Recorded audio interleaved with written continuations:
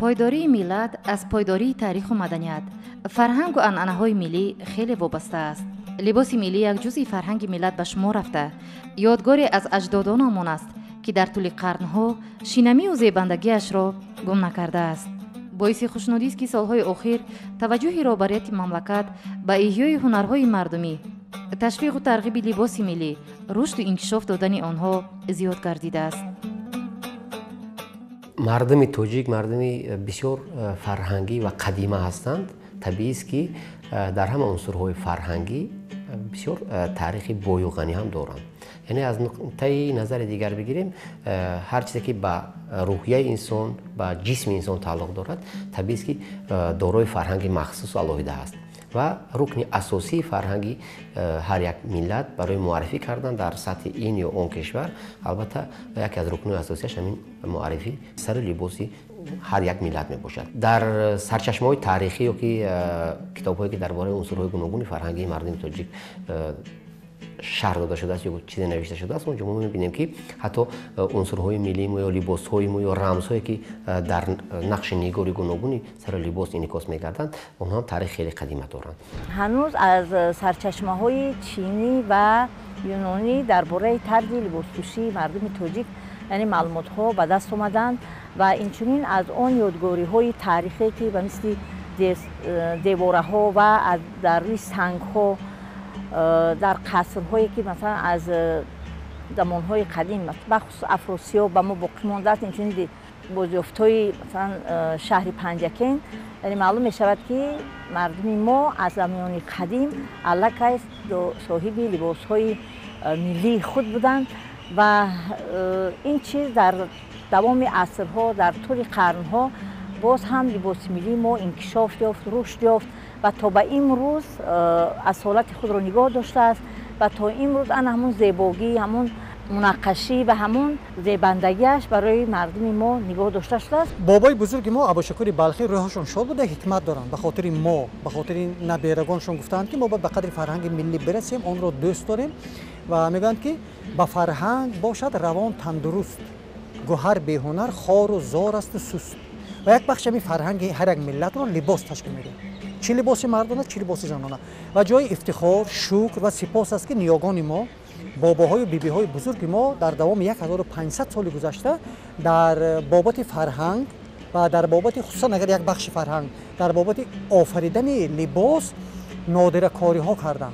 یک دلیل میبرم از کتاب تاریخ بخارای بابای بزرگمان محمد ابوبکر نرشخی، تاریخ بخارا.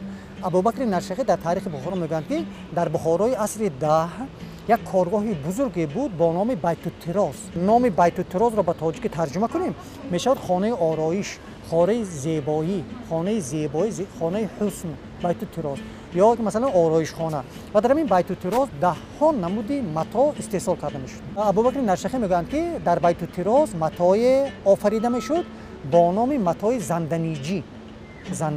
زندنه یکی از منطقه‌های بخارای شریف، این شهر باستانی ما در اطراف بخارا بود است، دهه زندنه. همین متاع زندنیجی یا زندنیگی از بس که عربا حرف گ ندارند، حرف گ را به ج بدل کردند و این متاع را متاع زندنیجی میگفتند. همین متاع زندنیگی در همین زندنه بخارا ایجاد میشد، آفریده میشد و این متاع بسیار متاع شهرتیار بود است.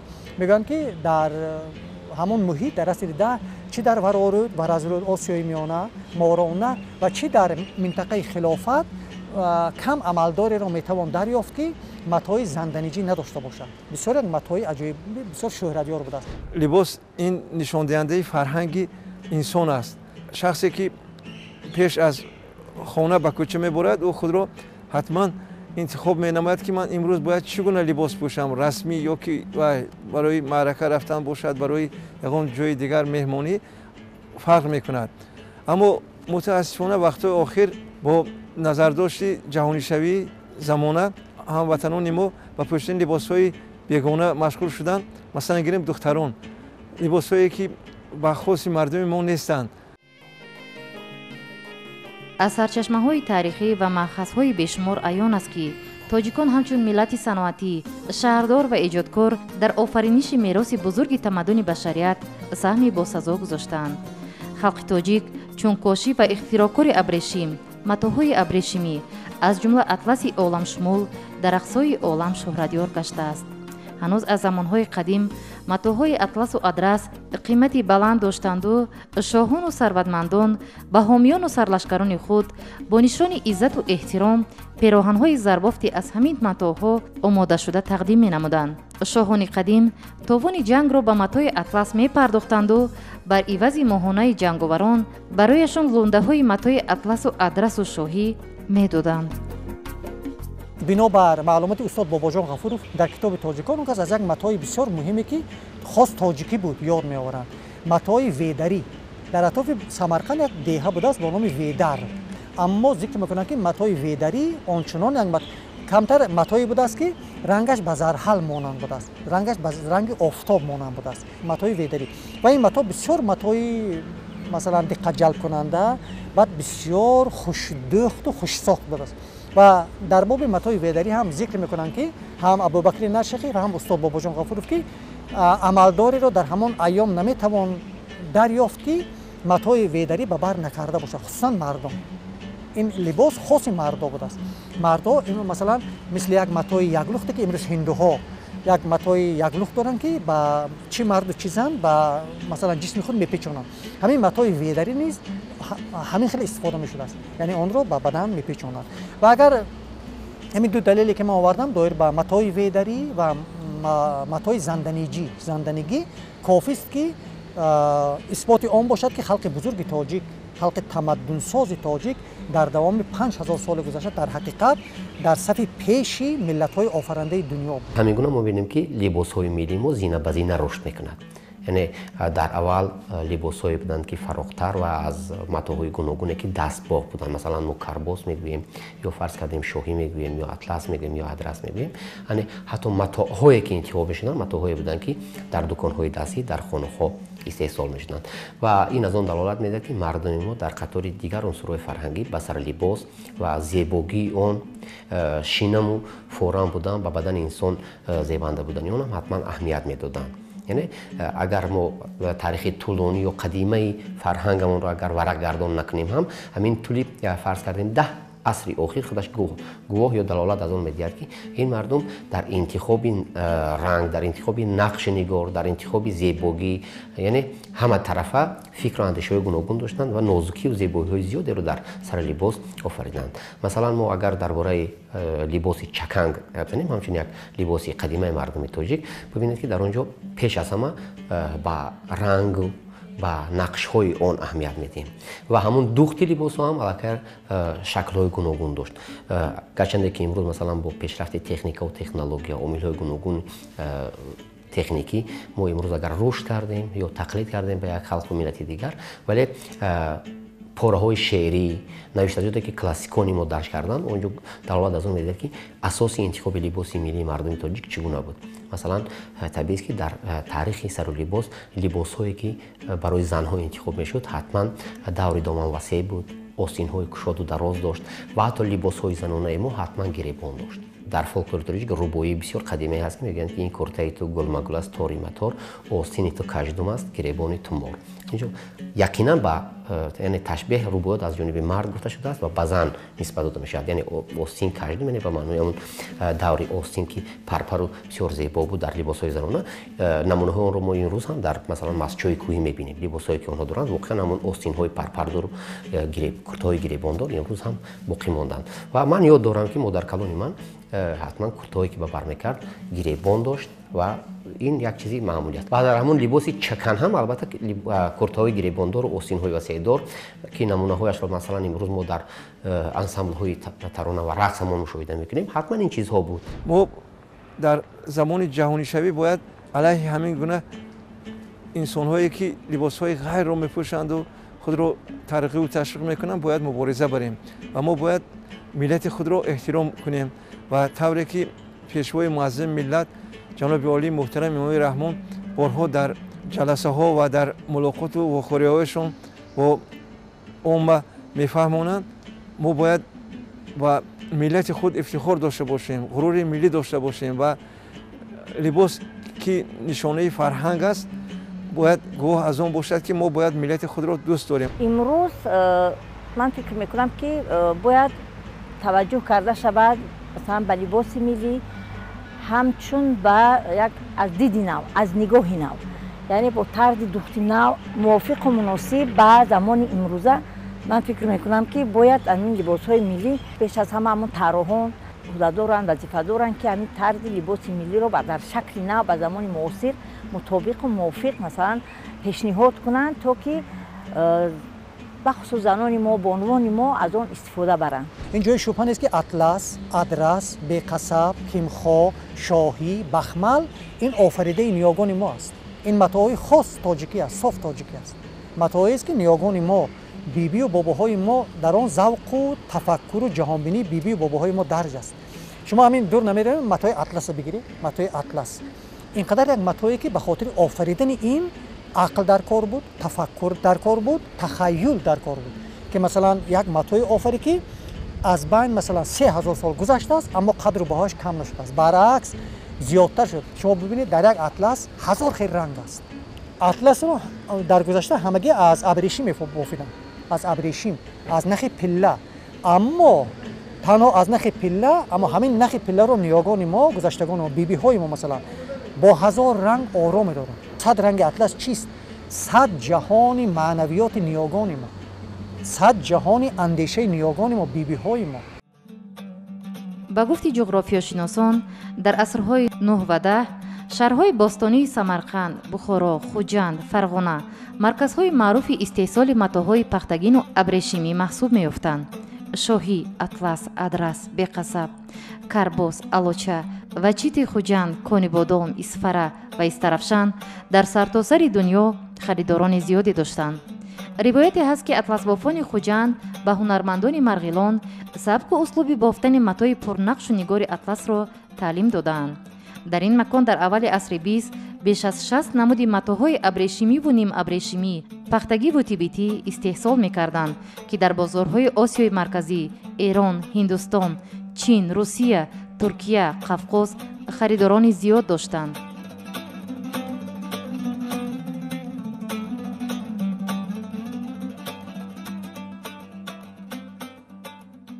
табиист ки масалан коркарди нахи ҳамун абрешим масалан аз шоҳрои долони зарафшону қароқум омадааст ки аз чин ворид мегардад ба ин минтақаҳо худи ҳамун абрешим ё фарз кардем кирмакпарваре ки мо имрӯз мегӯем, ҳамин чиз масалан аз чин реша мегирад. аммо дар тарҳи либос истифода шудаи он сирф фарҳанги мардуми тоҷик аст ва дар гузашта дар хонаҳо омода мекарданд, дуконҳои дастӣ буд ва ин дуконҳо масалан бофтани онҳо матоъ дар хонаҳо буд ва аввал якранг сурат мегирифт, масалан ё сабз ё сурх ё сафед якранг онро мебофтанд.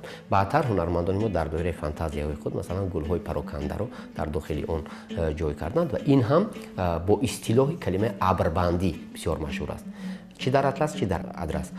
ҳамун тахайюли нахустин нақшҳои ҳамун матоъҳои атласи адрас аз парокандагии абрҳои осмон аст. мо мебинем ки осмон бисёр кабуду зебо аст ва баъди бороне ки ҳаворо тоза мекунад абрҳои пароканда дар осмон пайдо мешаванд ва ҳамин ҳунармандоне ки дар қадим фикр карданд аз ҳамун абрҳои пароканда нақш гирифтанд ва дар рӯи матоъҳо онро ҷой карданд ва гулҳои сурх онҷо илова мешавад ё сабзи дигар аз ҳамон талу теппаҳои зебои табиати биштосҳои Тоҷикистон онҷо маншаъ мегирад ва дар ҳамин матоъҳои атласу адрас ҷой мегирад. шумо бинед солҳои 60-70 ҳамин бонувони тоҷик атласу кимхо ва адрас ба бар мекарданд. чӣ гуна аксое ки имрӯз шумо назар кунед ҳаваси кас меравад ки мо ин қадар либосҳои зебо шинам истифода мебарем. ана имрӯз бинед онҳо як намуд либосҳое мепӯшанд ки рости гап инсон аз дидани он хиҷолат мекашад, либосҳое ки умуман хоси тоҷикона нестанд. ҷаноби олӣ борҳо дар ҷаласаҳои худ нисбати ин масъала суханҳои хуб гуфтанд, ҳатто дар паёмашон инчунин дар мулоқот бо зиёиён зикр карданд ки мо бояд даст кашем. либос ин гувоҳи он аст ки ҳамун инсон чӣ гуна этика эстетика мекунад, яъне ки зебоипарастӣ дорад дар ботини худ. ва вақте ки шумо ба кӯча меборед ё дохили нақлиёт ҷамъиятӣ мешавед, агар либоси шумо тоҷикона бошад, масалан гирем бо ҳавас менигаранд мардум, мегӯянд ки офарин.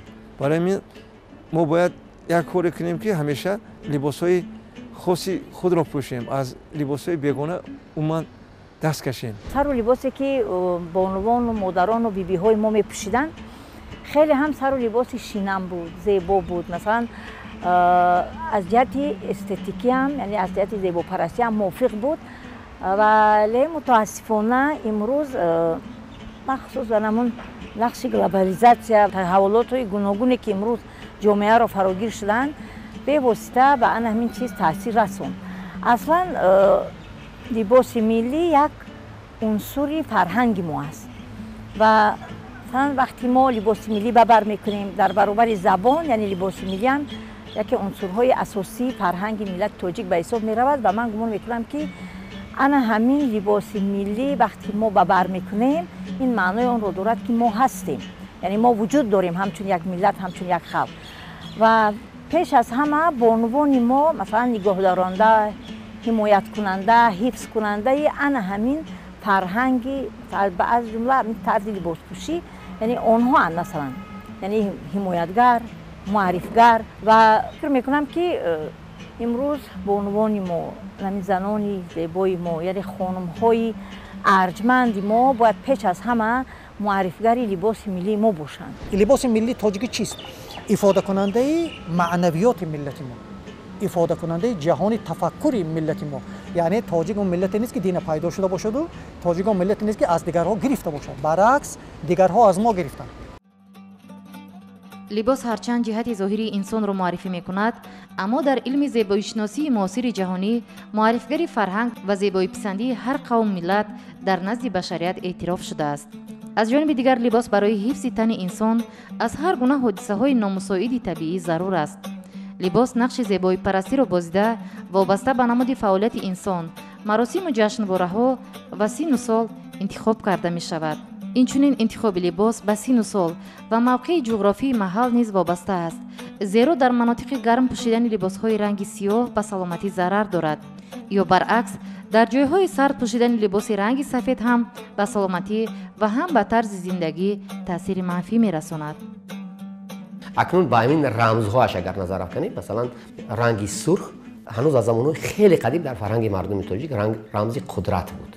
قدرت به معنی که انسان رو سرخ باشد، در زندگی مبارزه باشد، خونی و در جوش باشد و این چیز انتخاب میشد. و همین رنگ سرخ چی در وادی زرافشان، در منطقه مثلا وادی زرافشان و چی در بدخشان موقع خاص دارد. حتی در مرکز و نوع توبه مرکز هم رنگ سرخ در کرته‌ها انتخاب می شود، اما با اون شکلی که مثلا در زرافشان یا در بدخشان استفاده می شود در اینجا کمتر می بینیم، چون اینجا رنگ و رنگی زیادتر می شود و اونها پسی پرده مثلا چون رنگی سبز در کرته‌های چکنی وادی رشت اگر زیادتر استفاده می شود، ما می بینیم که رنگ سرخ اونجا کمتر استفاده می شود. همین به کدام خاطر است؟ منطقه‌های کوهی ما بسیار سرد و طولانی بودند و این مردم رمز قدرت رو به همون خاطر انتخاب میکردن که باید همیشه یعنی هم به سردی ها هم به قوه‌های منفی همیشه در نبرد باشند و آنها غالب باشند. و همین رنگ سرخ رو امروز دیدیم که در پرچم جمهوری تاجیکستان هم انتخاب شده است و یکی از رمزهای بسیار مهم و مقدس در پرچم ما انتخاب شده است. و اگر به گل‌ها گذاریم، اگر مثلا وقتی که گل انار در دور دامنی یا در دور آستین استفاده میشد، انار خودش رمز برکت فراوانی است و برای اویلا یا برای مثلا در کرته‌های چکنی گلارسون انتخاب میشد.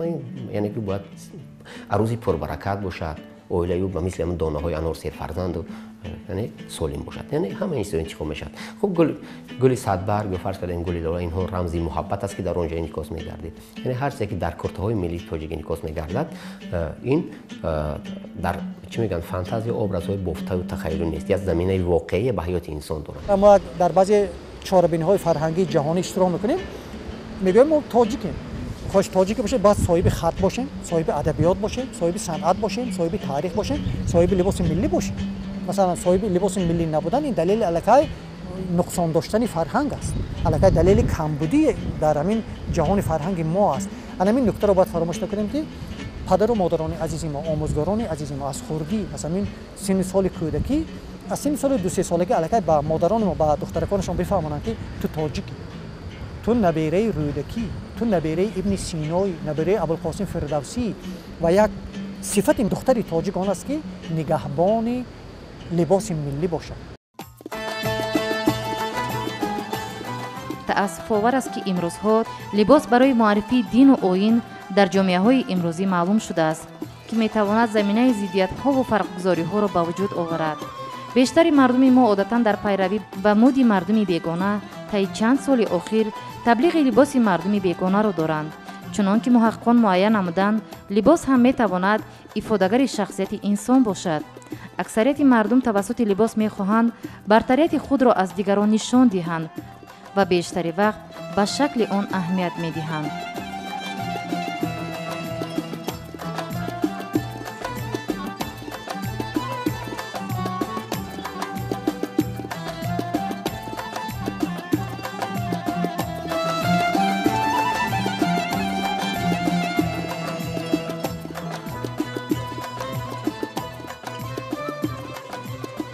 امروز سری وقت درست است که ما از تقلیدهای کورکورانه دست کشیم و کوشش کنیم که از همون تاریخ خود از نیاگان خود استفاده برده فرهنگ خود را احیا کنیم. چرا ما این چیزها را از نو احیا نکنیم؟ چرا همچون تاجیک امروز در یک موقع خرد میون ابرقدرت‌ها میماند خودمان را حفظ نکنیم؟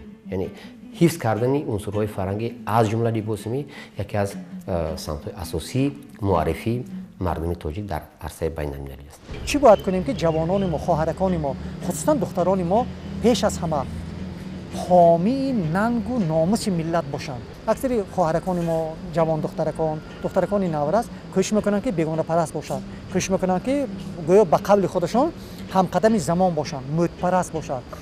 همقدم زمان بودن چیست؟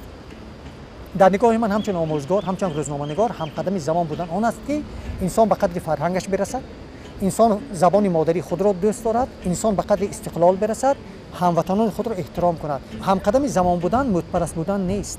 همقدم زمان بودن لباس ملی خود را فراموش کردن نیست. لباس ملی خود را فراموش کردن عقیم ماندن است، منقرض بودن است و از افتخار ملی بی‌نصیب بودن شخص است. انسان باید در همه حالت از پدر و مادرش، از بابای و بیبیش، از تاریخ ملتش یاد آورد. خصوصا در اون زمانی که در زمان استقلال که ما زندگی میکنیم، این زمان در یگان وقت نبود. تکرارا میگم که ما باید نمک شناس باشیم، قدردان باشیم. اینقدر امکانی که حکومت ملی با سروری فرزند نامور ملت تاجیک پرزیدنت مملکت محترم امام علی رحمان شرایط این نبودم، این ما در زمان بازسازی قرار داریم. این بازسازی مثلا وقت انتظار نمیشه، وقت میگذرد، اما این کارهای انجام داده حکومت ملی هزار سالهای دیگر بازگو کرده میشه. ما از همین امکانات باید استفاده کنیم. لباس ملی چیست؟ شرف ملت است، روی سرخ ملت است، نام و ننگ ملت است. امروز نگاه داشتن همین فرهنگ ملی پیش از همه باید زنان ما، بانوان ما، جوانان ما، نورسان ما همه باید از تاریخ ملت خود آگاه باشند. من فکر میکنم که برای این امکانیت صدها شرایط امکانیت ها وجود دارند. به خصوص یک همون هدیه کتابی تاجیکانی بابا جان غفورov از جانب پیشوای ملت به مردم تاجیک، این علاقه خود همون یک نشانه برای مردم شرایط پیشنهاد کردن است که خوانند و از تاریخ گذشته خود آگاه باشند. همه این چیز از ندانستن میشه. وقتی شما پیروی یک فرهنگ بیگانه میشوید، این از ندانستن است، یعنی از ندانستن تاریخ خود، از نداشتن مثلا احساس بلندی وطنداری، نداشتن خودشناسی ملی، خودآگاهی ملی سر میزند. تنها با راه خواندن، آموختن ما میتوانیم یعنی همین رو به همین ارزش ها بیاریم، یعنی آگاه شویم و اون رو ادامه بخشیم. امروزها زنان و بانوان ما باید با حس خودشناسی ملی درک نمایند که چگونه لباس را به بر کردن ما خصلت فردی ما را نشان می‌دهد. و دیگر مسئله اصلی که امروز مردم تاجیک و مخصوصا زنان و بانوان ما به آن کم اهمیت می‌دهند، این انتخاب نادرست لباس از روی رنگ میباشد. انتخاب نادرست لباس وابسته به رنگ آن میتواند به سلامتی انسان نیز تأثیر منفی رساند. تاریخ گواه است که زن مادر تاجیک در همه دور و زمان پاسدار آیین و عنعنه‌های مقدس خلق و ملت به شمار می‌رفت. یکی از نشانه‌های اساسی و خاصه معرفگر فرهنگ و تمدن ملت‌های مختلف دنیا لباس ملی آنهاست و وقتی سخن از لباس ملی می‌رود، سیمای زنان با سر و لباس خاصه پیش نظر می‌آید. در کشور ما نفری را پیدا نمودن دشوار است که مفتون سحر و جذابیت اطلس و ادرس سوخت، گلبست و چکن خطلان، گلدوزی‌های ناتکرار منطقه رشت، الوچه و شاهی وادی حصار، رنگ‌های پرجلوی کرته و طاقی و جراب‌های بدخشان نباشد. либоси миллии мо маҳз бо ҳамин рангу ҷило дар ҷаҳон муаррифӣ гардида аст.